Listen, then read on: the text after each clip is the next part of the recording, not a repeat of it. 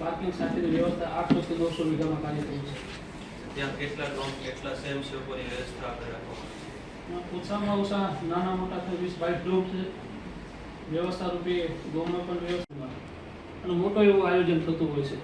પણ આ એથી વિશેષ છે એટલે હરેક રાજ્યમાંથી અમારા ભરવાડ સમાજના છે પણ સર્વ જ્ઞાતિ પણ પધારવાના છે. બાપુ આ સામાન્ય રીતે કેટલા લોકો આવશે એ ગણતરી છે, વ્યવસ્થા કરીએ છીએ.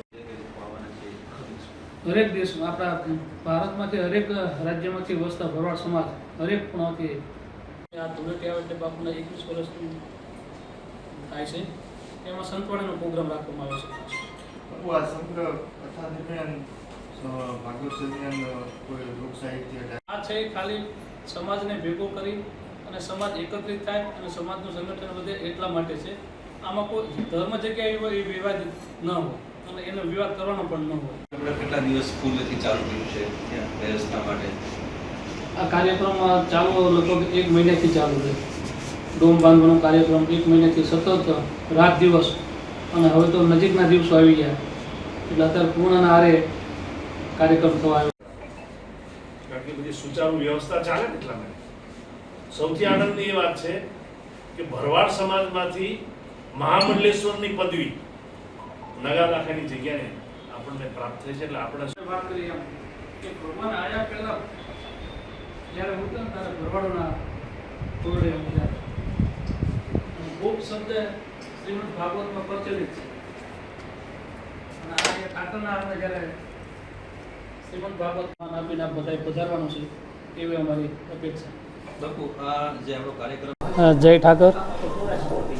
આવનાર તારીખ 14/3/2025 સંત શ્રી નગાલાખાના ઠાકરના નિજ મંદિરની પ્રાણ પ્રતિષ્ઠા મહોત્સવ તારીખ 16 થી 22 પૂજ્ય ભાઈશ્રીના સૌ મુખેથી શ્રીમદ ભાગવત જ્ઞાન કથા એ કથાનું અમે નામ રાખવાનું આવ્યું છે ગોપ જ્ઞાન કથા. આ 9 દિવસના કાર્યક્રમમાં સાથે સંતવાણીના પણ પ્રોગ્રામો કરવામાં આવ્યા છે. તારીખ 15, 17 ને 19 સાથે બહેનો દીકરીઓનો હુડારાસ એટલે કે તારીખ 20/3/2025ના દિવસે 51,000 બહેનો દીકરીઓનો હુડારાસ છે. તારીખ 21/3/2025ના દિવસે ગોપ ગોવાળ યુવાનો દ્વારા લાકડી રાસ રાખવામાં આવ્યો છે અને આ સમગ્ર પ્રોગ્રામના સહભાગી સમસ્ત અમારા ભરવાડ સમાજ સાથે અમારા બાવળારી ગામના ગ્રામજનો સાથે ક્ષત્રિય સમાજ કે જે મોટી સંખ્યામાં જે આ પ્રોગ્રામ થઈ રહ્યો છે 700 થી 800 વીઘા જગ્યા એના સહભાગી અમારા ગામના ક્ષત્રિય સમાજ છે.